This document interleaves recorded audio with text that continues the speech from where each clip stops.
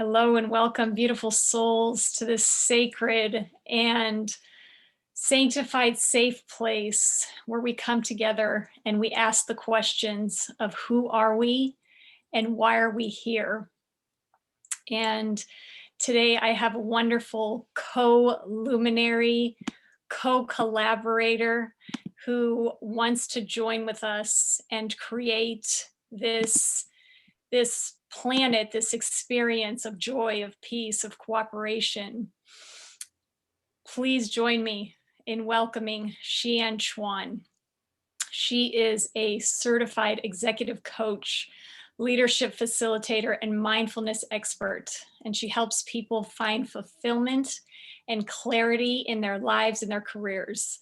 Known as the career whisperer in Fortune 500 companies, she has helped thousands of people land their dream roles, bring their whole selves to work, and realize their potential.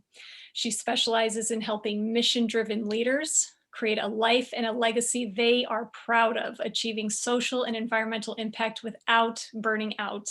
And as an intuitive and empathic facilitator, she blends neuro-linguistic programming, positive psychology, and behavioral change with intuition, spirituality, and energy leadership into her work for effective and lasting change.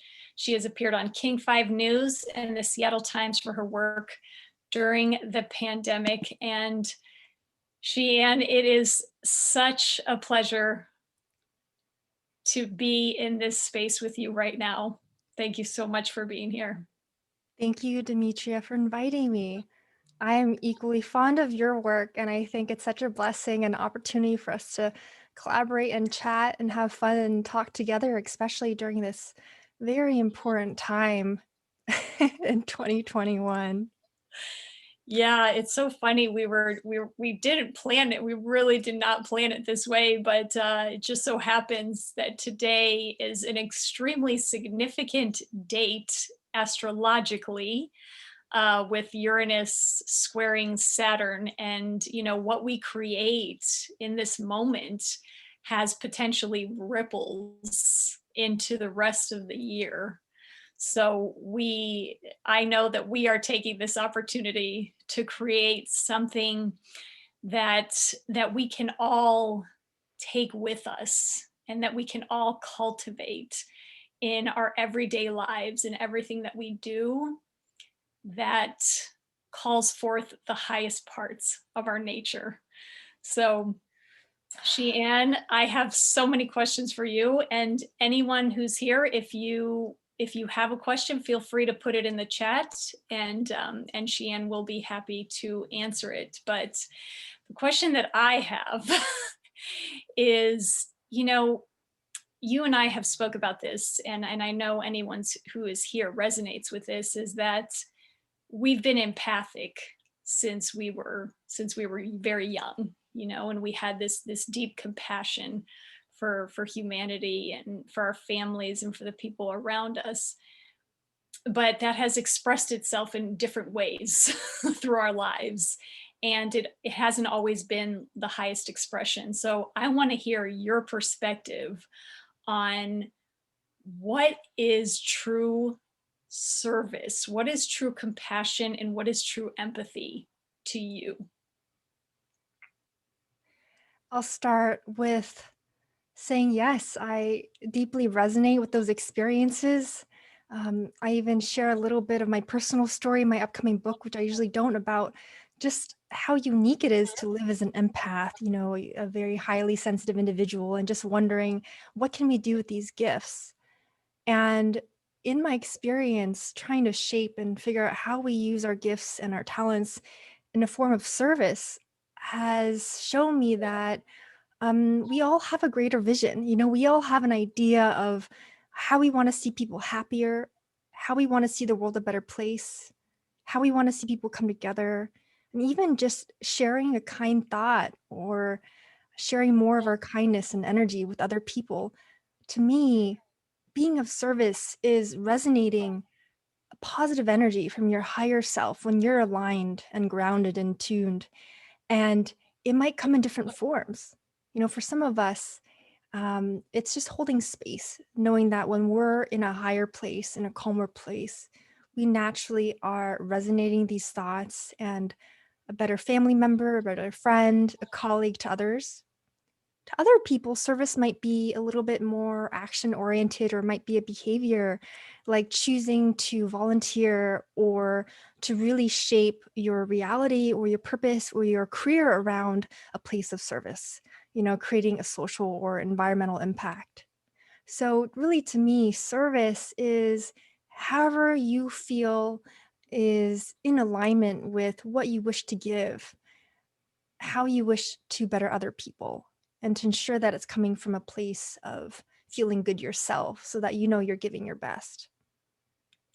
Yeah, I feel like this has just been this continuous thread throughout my life is like wanting to serve, sort of like these competing energies of wanting to serve, wanting to be engaged and to give and to be generous. And at the same time, um, there's this inner thing, there's kind of like these parts of my being that's like just really just want to rest, that really just wants to kind of withdraw and be alone. So I'm wondering, how do you balance that wanting to be in the world, wanting to be engaged, wanting to serve, but at the same time, like those deeply needs for like solitude and rest. How do you balance that? I've found in time that I've had to adjust my own expectations in terms of how that runs, and how that shows. Even as an example, we all have our own deadlines or an idea of when things should happen, and we want to keep running and be able to stay giving of service, but we might run out of energy. And one way that I found has been very effective for me is say, well, sometimes you just don't have a choice. You're so exhausted, or you just need to rest or recharge that if you don't, for my own example, my body just has a way of saying, well, I'm not gonna, let you keep going. You're just gonna feel like my body will tell me to stop and to recharge. I'm not gonna be able to stay alert and alive and attentive. And so sometimes our physical symptoms already give us that gas pedal to say, okay, we need to stop and reflect and recharge. So when I'm more myself and have this balance, I find finding little ways to recharge during the day has been deeply helpful. So it's not just waiting until we burn out or we want to be alone the end of the week, but ensuring that even for me, we have that space to do so every single day. So for me personally, as an empath and intuitive and a highly sensitive individual, I ensure I don't have too many appointments in the day so that I have enough time to meditate, to recharge, to take a walk in nature, to reconnect to spirit, to remember my own vision, to work on other priorities. And at the end of the day, it could feel like, wow, I'm so needy and I need so much to function. But I realize that it's kind of being able to recognize and acknowledge that our mind, our body, and our spirit needs nourishment in different forms and ways, that when we're able to bring that all together into our supply, into our wheelhouse, that our best will shine through. We'll have much more energy when we do this more regularly. And so I'd say integration is real key in honoring our bodies and what we need and knowing that there's a purpose behind it and it's to build something better. Yeah, and as you're speaking, what comes to me is boundaries, healthy boundaries. And and that's a skill. That is a skill because again, that there's that other kind of the rub a little bit, right? You want to serve all, right? There's these beautiful ideals like love all, serve all, and that's, we know deep in our heart that's what we want. That's why we came here. We came here as these light bearers to hold that torch, to remind ourselves and everyone else of who we truly are and where our true power comes from. And then yes, as we're interacting, as we go about our day, there's many are attracted to that light. Many are attracted to their bright light, and it clues them into their own light, and so they are able to find their own power. And it's glorious and we cooperate. But then some find that, oh, I just kind of want to feed off of this person's light, and they actually become almost even more like lose sight of their own power because they're just bathing in the power of the other and continually looking to the other for guidance, for help with everything from everything small to big. So I'd love to hear your take on that boundaries. And along with that, kind of we talked about what came earlier was that humble confidence. So boundaries and humble confidence. I'd like to hear your take on that. When I think of boundaries, the first thing I think is even Yeah. my own personal example at home, because since the pandemic, I've had to bring in my workspace. I used to rent an office or a co-working space with some beautiful entrepreneurs and people in our city, and I had to bring that all home. So suddenly my work life, my gym, my recreational area all kind of came home, and with my partner, my husband, and I sharing a tight space and us loving each other so much, and we're best friends, and we give each other a lot of attention. I had to practice a lot of boundaries during this pandemic to even say, hey, I need to have workspace, a work time.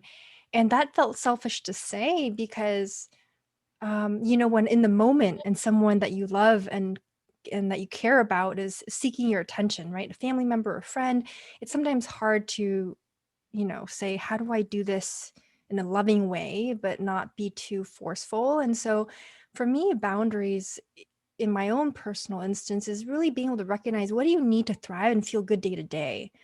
And so if it's like having a certain space to yourself or being able to have space to be able to clear your energy and to reflect and to feel your own self, or it might be even your work time, it's being able to identify what are the little areas that are starting to frustrate you, because sometimes that frustration is really asking for your attention and asking for you to act on it. And so I use those cues to say, how can we use this to grow and evolve? And um, on the other side of boundaries, I know I've worked with people who might have had that need, right, for constantly seeking answers and kind of going to your source of light. It's really empowering them to say, how can I help you to think of your best solution, or to you tap into your own wisdom, or to remove some of your own roadblocks. Of course, it's easier because I'm a coach, but also from the place of just holding space for somebody else to say, I want you to be able to think for yourself, or for you to be better in the long term. And so when you yourself have the intention of setting somebody else up for success long term, it might remove your need to constantly troubleshoot or to constantly give, knowing that that person is whole and worthy and able to um, provide for themselves, to do well, and that it's not necessarily your job to constantly be feeding into that. And so if you really care for the other person, you can give, but you don't want to give so much where that they are necessarily dependent or unable to bring some of the light on their own, because we all have it and we all can. I just love that. Yeah, I that is so huge. I mean, right there, what you just said is so huge. What came to me earlier was this compassion is just bubbling forth within me. It's becoming just stronger and stronger every day. And it's interesting. And I keep asking, well, what is true compassion? I ask my higher self that. Show me compassion, show me the truest form of compassion. And what keeps coming forth is what compassion is not. They're showing me this is what compassion is not. And what in essence and in alignment with what you just said is, compassion is not enabling helplessness.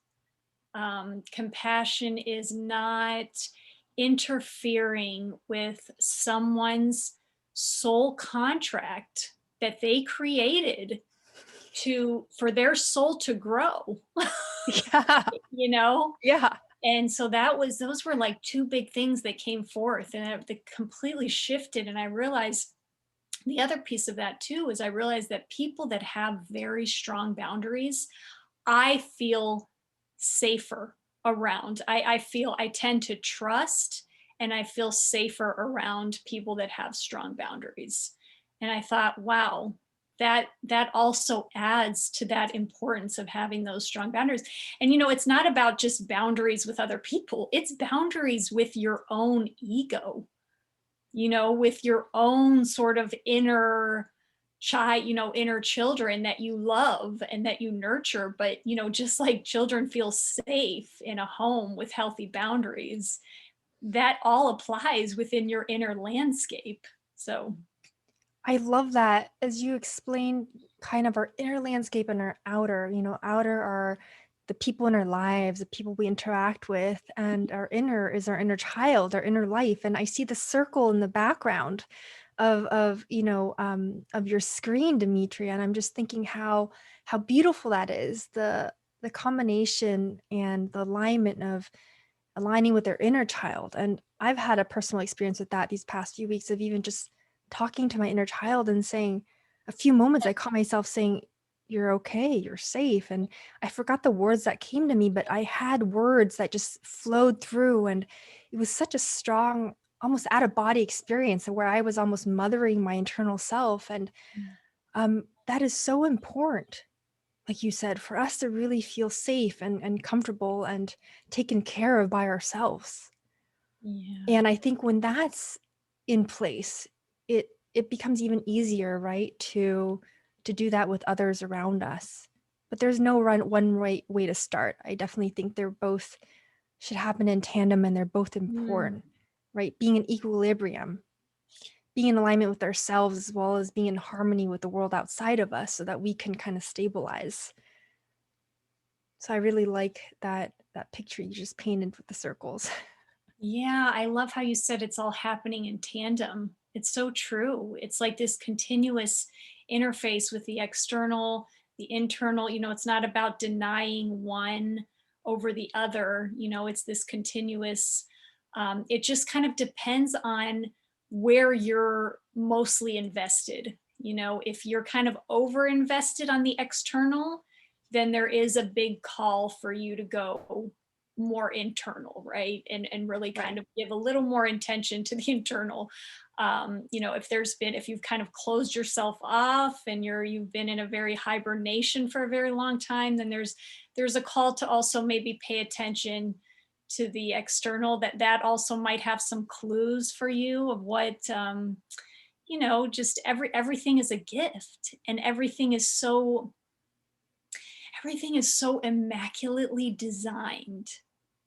That's what's been coming forth lately as well. It's like that, when we talk about that, I just want to share the humble confidence. Yes. And I think that's something that you brought forth for me. And that's why it came, was you emanate this sort of humble confidence. And I thought, well, that's interesting. What is this about? How can we create that? How can we really promote that, because I think that's the highest level of service that just births very naturally. It's like, you know, humility is sort of that inner bow to this massive intelligence that takes a seed and creates a flower from it, or takes a sperm and an egg and it creates a human being out of it. Like that bow to that intelligence. Oh my, to know that is a much greater intelligence than kind of my individual controlling little ego could ever come up with. And that's the humility. And then the confidence is knowing that intelligence, that great massive intelligence, is within each of us. It's within every being. And how can we call that forth? How can we see that in every being that we interact with? How can we see that higher intelligence? So I want to hear, and I'll just pause for a moment for anybody, please, if you want to share what's coming up, if you want to share how you're feeling, is this resonating? Do you have any questions? Because everybody that is here is a part of this. We see your higher self. We see the intelligence that has brought us all together in this very profound and sacred moment. So we really honor this circle. So, Shian. When you mentioned first about humility, I had a picture that came to mind, and that was a flower, a yellow flower that's blooming and beautiful. And you think in nature, each flower or plant has its way of growing into a beautiful plant. They provide, and they have their own color and their own texture, and you don't see them needing to overtake something else. They're just kind of like able to shine and grow on their own. And so just recognizing humility in my eyes is knowing that we're all birthed and given a beautiful essence that's meant to shine and to show in the world, and that it doesn't need to be shown with force or feeling like we have to really push through, or out of concern, or out of a need to impress other people. Our only work is to recognize what we have within, to let it bloom and to let it bless others, knowing that our unique qualities, our gifts, our ideas are a blessing. So when we remove the need to impress other people, a fear of maybe using our power in the wrong way or overstepping others, coming back to a place of service, saying, how do I want to bless other people? How can I bring more of my own essence, my own joy into light so that I can naturally emanate more of that? And so just like beautiful flowers, because I personally love flowers, I find so much joy just breathing them, seeing them, enjoying them. I love forests. I love nature. They each have something unique to provide. And just by recognizing that what you have and your essence is enough, I think can maybe help to remove some of the nervousness sometimes we have of being too cocky, or, you know, being too loud or obnoxious.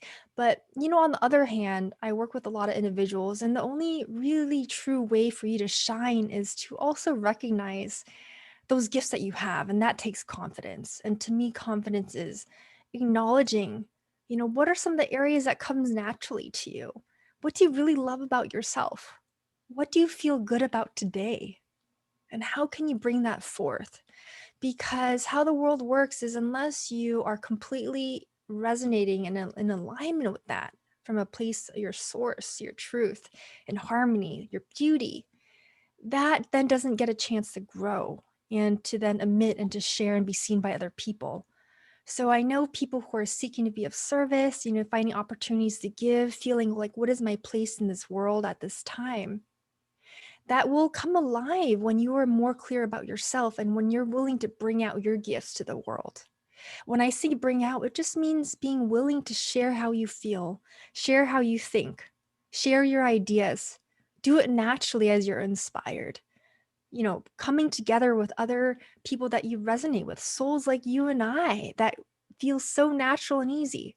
And so when you're able to be confident and humble together, you will naturally bring into your life and into your plate opportunities and areas for you to bloom and blossom, where you feel like you're in your element. You're able to collaborate, to partner, to create more good, to be of service, and naturally that will generate energy and attract more people to come. So I think this whole entire experience is one of compassion and one of courage, both of them that come together, one of humility and confidence that come together. And as we all do this, I feel we will all be more harmonious as we can shift this energy towards more integration and coming together and sharing that with other people, starting with ourselves. Mm. Oh, that just felt so good. I'm sure everyone can just feel how that really came from the higher heart, from a very deep place, the place where we all come from. I love when you said, you know, finding your gifts and sharing your gifts is really just sharing how you feel, sharing how you feel. It's not some big esoteric thing of like finding some secret gift, and it's sharing how you feel, sharing what you're thinking. And then that's the fertilizer. That's the Yes. fertilizer where it all brings the bees, it brings the collaboration and the cooperation, because people know, feelings come from, they're the messages from our source. So when we share that, in the highest good and from that highest place, we we get to know each other. We get to Yes. know each other on a soul level, on the level of who we truly are, not who we think we are, not who we were taught to believe that we are, but who we really are. And so, okay, before we head out here, I want you to share how you can help others. And I know that you're in the process of writing a book right now. So please share how people can connect with you and find support. Yeah, no matter what stage you are, whether maybe some people are in a phase of transition, finding that, what has worked for me, I'm now finding myself outgrowing. I need a bigger pot for my plant. For others, they're really looking to grow and um, bring more impact and to be of service. And other people are just kind of starting off, wondering, okay, what's new for me? So, no matter kind of what stage you are, you can find me through my website and you'll get that email to you after this. It's my full name, shianchuan.com, or you can reach out for questions. I'm writing a book, and that's in the process of really sharing a lot of the experience I've had working with thousands of people, putting it into a succinct book to talk about how can you utilize more of your own gifts, more of your natural abilities, your intuition to find your own answers, and how can we align that with the natural world so that you can draw on an abundant universe where you have all the answers and resources and ideas of way of sharing more of that with the world. So if you want to be in tune internally with your true answers as well with the natural world that has all these answers in terms of, the natural cycles of our planet, ways of recharging, ways of tapping into Mother Nature, this book is for you. And you can just send me an email or get in touch and I'll make sure you hear about it when it comes out. Or you can always get in touch if you want to learn more of my work directly. So I'm either way graced by this wonderful opportunity to connect with you, Demetria, and I am so excited about all the partnerships and collaboration and the coexistence that I'm feeling this year, and us really called to come together to be of greater service for everybody, starting with reconnecting to our own selves. So thank you so much. Yeah, yes, thank you. And for those of you who don't know me, you can find me at abundanceangel.org. And I've been feeling so strongly, we don't really do anything alone. Like even this idea of a solopreneur, yes, that's an important step of finding your own voice and your own truth, but everything is done in community. Whether you have employees or you contract other people, it's all done through a cooperative, collaborative, and we are hardwired for connection. So I feel like any way that we can connect on that soul deeper level, this is the golden age. This is the time, this is the place, and I'm excited. I'm excited to collaborate with you and everyone here. And, may we put forth this desire, this desire for peace, this desire for joy, for love, for connection, and for knowing who we really are. Thank you, everyone who is here. And until we made it again. Thank you so much, Demetria. Thank you, Bye Shian. to everybody. Bye. Namaste. Namaste.